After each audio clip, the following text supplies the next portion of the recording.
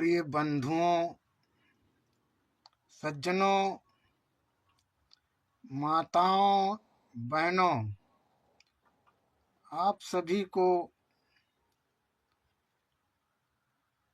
प्रेम भरा नमस्कार तथा आप सभी का पुनः इस वीडियो पर सादर हार्दिक अभिनंदन स्वागत है।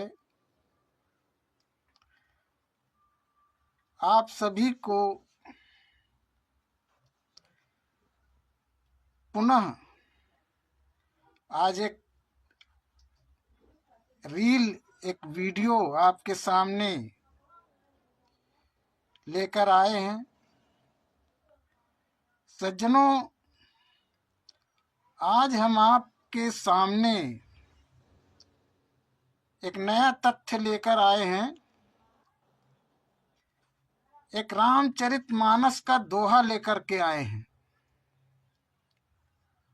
उस दोहे के माध्यम से हम आपसे उस दोहे का अर्थ, उस दोहे के विषय में चर्चा करना चाहते हैं। सज्जनों, वह रामचरितमानस का वह दोहा है कि शंकर प्रिय मम द्रोही, शिव द्रोही मम दास, ते नर करहि कल्प भरी, घोर नरक महवास। सज्जनों, शंकर प्रिय मम द्रोही, यह जो है यह दोहा रामचरितमानस में लिखा है और यह राम के द्वारा कहा जा रहा है कि शंकर प्रिय मम द्रोही, शिव द्रोही मम दास, ते नर करहि कल्प भरी, घोर नरक महवास। सज्जनों, रामचंद्र जी कहते हैं इस दोहे के माध्यम से कि यदि शंकर को प्रिय है, आपको शंकर प्रिय हैं, यानी शंकर जी, शिव जी आपको प्रिय हैं और हम आपके प्रिय नहीं हैं, अर्थात शंकर का जाप, शिव जी का जाप आप करते हैं, मेरा जाप नहीं करते हैं। और ये इस लाइन का अर्थ है शंकर प्रिय मम द्रोही, अर्थात आप शिव जी का जाप करते हैं और हमारा जाप नहीं करते हैं। आगे की लाइन कहती है कि शिव द्रोही मम दास, और यदि शिव जी का जाप नहीं करते हैं, मेरा जाप करते हैं, ते नर करहि कल्प भरी, घोर नरक महवास। यदि आप दोनों में से किसी एक का भी जाप नहीं करते हैं तो आप घोर नरक में वास करेंगे। अब साथियों, दोनों का जाप कैसे किया जा सकता है? दोनों का जाप कैसे कर सकते हैं? जैसे मान लीजिए आप कि रामेश्वरम रामेश्वरम रामेश्वरम रामेश्वरम का जाप आप करते हैं, तो इसमें राम का नाम आगे आ रहा है और शिव का पीछे आ रहा है, तो भी शिव के आप अप्रिय, शिव आपसे नाराज हो जाएंगे, क्योंकि राम का आप पहले जाप कर रहे हैं, उनका पहले नंबर पे नाम आ रहा है और शिव का बाद में आ रहा है, तो भी शिव आपसे नाराज रहेंगे, तो भी राम आपसे नाराज रहेंगे। और अगर शिव राम शिव राम शिव राम शिव राम शिव राम का जाप करते हैं तो शिव का नाम पहले आ रहा है और राम का बाद में आ रहा है। तो शिव के आप प्रिय हुए, शिव आपको प्रिय हुआ और राम अप्रिय हो गए। राम आपसे नाराज हो जाएंगे, फिर भी शिव आपसे और राम आपसे नाराज रहेंगे। दोनों ही स्थिति में ये आप नरक के भागीदार होंगे, नरक जाएंगे, यह दोहा कहता है। तो साथियों, सज्जनों, ऐसा कौन सा नाम है, ऐसा कौन सा नाम है जो दोनों का नाम है? विचार करने की बात है, समझने की बात है। वह नाम है, वह कौन सा नाम है? उस नाम का ज्ञान कहाँ से मिलेगा, कहाँ से प्राप्त होगा?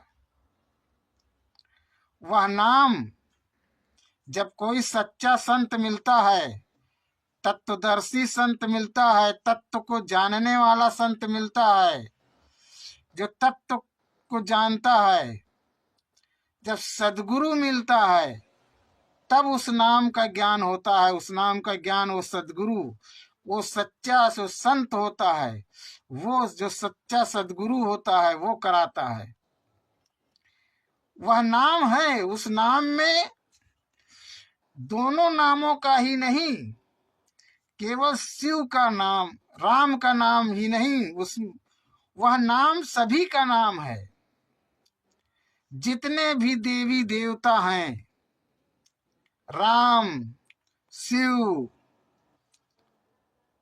कृष्ण, विष्णु और हनुमान जी, गणेश जी, दुर्गा जी, जितने भी देवी देवता हैं और जितने भी चराचर के जीव हैं, मनुष्य, देव, दनुज, जीव जंतु, जितने भी जीव हैं, वह सभी का नाम है। वह नाम सभी का है, वो एक नाम है।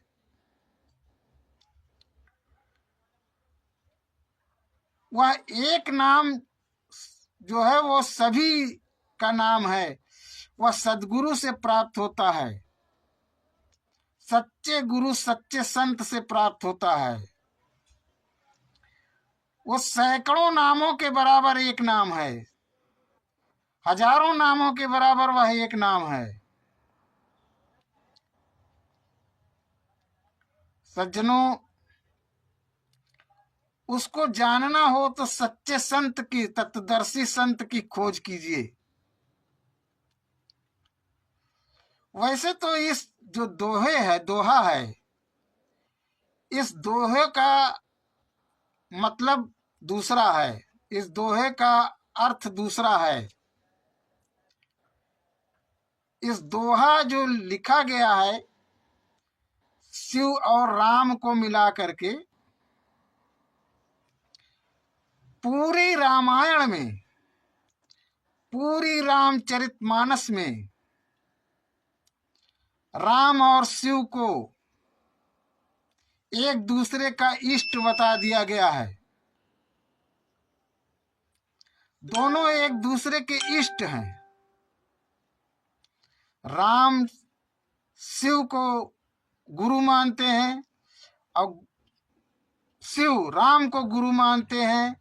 यह पूरी रामायण में दोनों एक दूसरे को अपने से श्रेष्ठ और अपना गुरु मानते हैं, अपना इष्ट मानते हैं। ऐसा करके, ऐसा साहित्य में ऐसा दोनों को मिला करके जोड़ इसलिए दिया गया, यह वही बात है जो दो संस्कृतियां, शैव संस्कृतियां, जो शैव संस्कृति और वैष्णव संस्कृति मात्र सत्तात्मक सत्ता, मातृवंशीय समाज, नारी प्रधान समाज,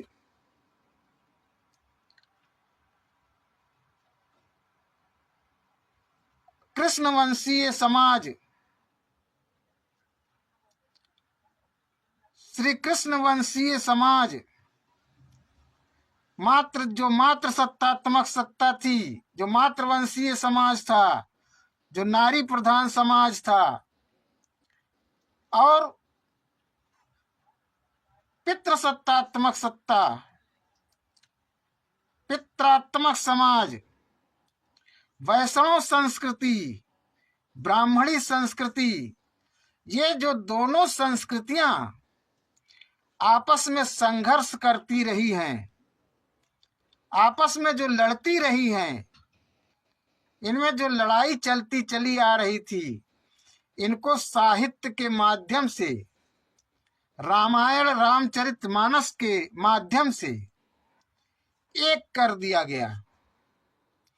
दोनों को एक करके जोड़ दिया गया और जोड़ करके लिख दिया गया। दोनों का समन्वय कर दिया गया, सामंजस्य कर दिया गया एक में। सज्जनों,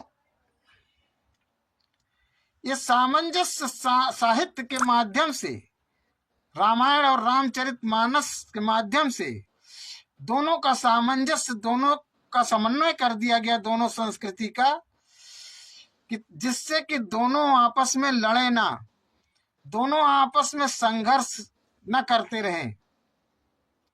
दोनों की लड़ाई को समाप्त करने का प्रयास इस साहित्य के माध्यम से किया गया। किंतु सज्जनों, ये जो दोनों को आपस में मिलाने का कार्य किया गया साहित्य के माध्यम से, रामायण रामचरितमानस के माध्यम से,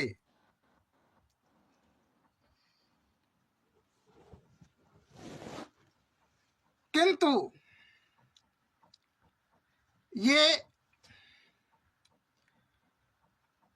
जमीनी स्तर पर आज भी चलती चली आ रही हैं और संघर्षशील हैं, संघर्षरत हैं और संघर्षरत रहेंगे। क्योंकि दोनों की संस्कृति में, हालांकि दोनों की आध्यात्मिकता में बहुत अधिक भिन्नता नहीं है, अध्यात्म के स्तर पर दोनों में अधिक भिन्नता नहीं है, आध्यात्मिक स्तर पर दोनों में अधिक भिन्नता नहीं है, दोनों अधिक भिन्न नहीं है। लेकिन सामाजिक संस्कृति के स्तर पर, सामाजिक संस्कृति के रूप जो थी, उसमें पूरी तरह ये भिन्न है। दोनों संस्कृति, दोनों की सामाजिक संस्कृति एक दूसरे से भिन्न है, पूरी तरह भिन्न है, मेल नहीं खा सकती। और इसलिए दोनों में संघर्ष होता रहा है, दोनों लड़ते चले आ रहे थे। और अगर दोनों को समाप्त करना था तो एक लोकतांत्रिक व्यवस्था लानी चाहिए थी। एक लोकतांत्रिक सत्ता, एक लोकतांत्रिक समाज बनानी चाहिए थी। लेकिन वो नहीं किया जा सका था। उसे करने का प्रयास अंग्रेजों के माध्यम से, डॉक्टर अंबेडकर के प्रयास से संवैधानिक रूप से ढांचा दिया गया, बनाया गया। संवैधानिक संविधान के आधार पर लोकतंत्र की व्यवस्था हुई, लोकतंत्र स्थापित करने का प्रयास किया गया।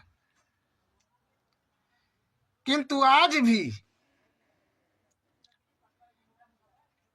कृष्णवंशीय संस्कृति पर, शैव संस्कृति पर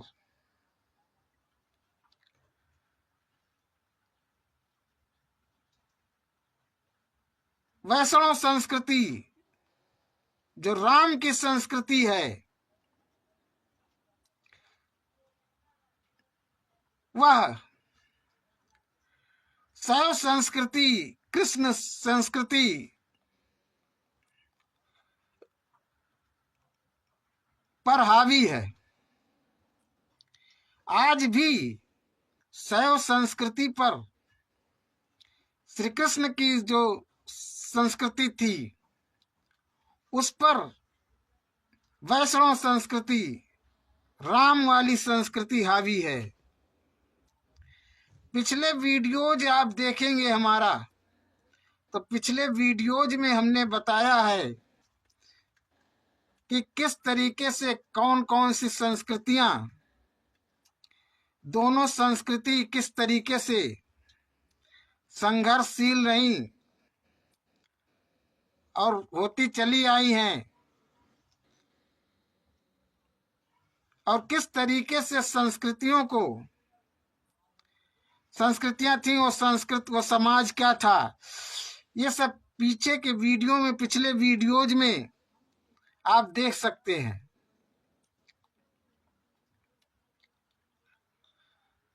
सज्जनों, साहित्य के माध्यम से, शब्दों के माध्यम से तो एक कर दिया गया, पर जमीनी स्तर पर या एक नहीं हो सकती, कभी एक नहीं हो सकती, क्योंकि दोनों की संस्कृतियां पूर्णतः भिन्न हैं। दोनों अलग अलग संस्कृति हैं, इसलिए कभी एक नहीं हो सकती। एक करने का प्रयास किया गया साहित्य के माध्यम से,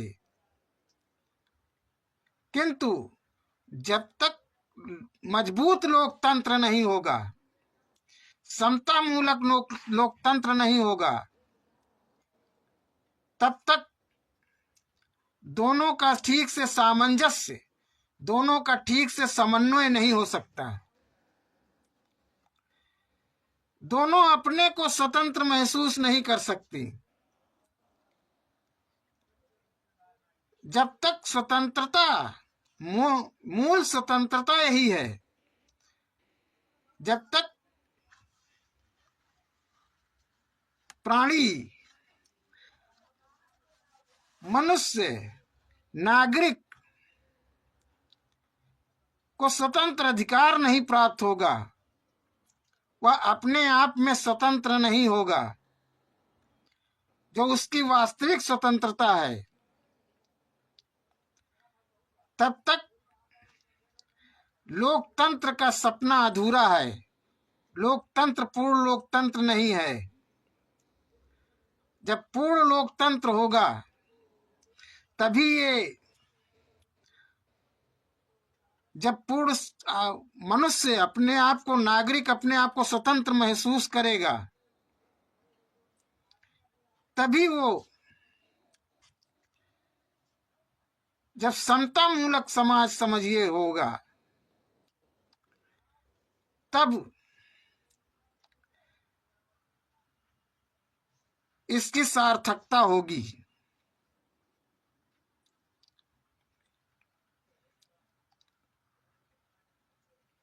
उस दोहे में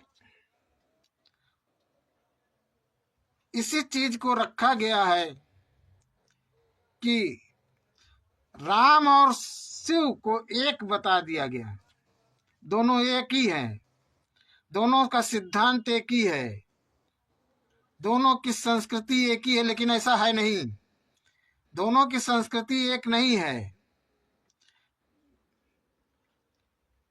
दोनों की आध्यात्मिक प्रक्रिया में थोड़ी सी भिन्नता भी है।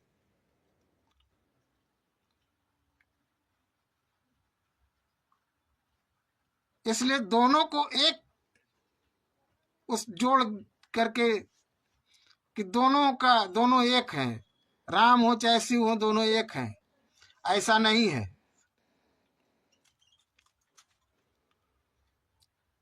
तो सज्जनों मंथन कीजिए, चिंतन कीजिए, विचार कीजिए। आज के इस वीडियो में, इस एपिसोड में बस इतना ही। तब तक के लिए आपसे विदा लेते हैं। सभी को जय सत्य, जय सृष्टि।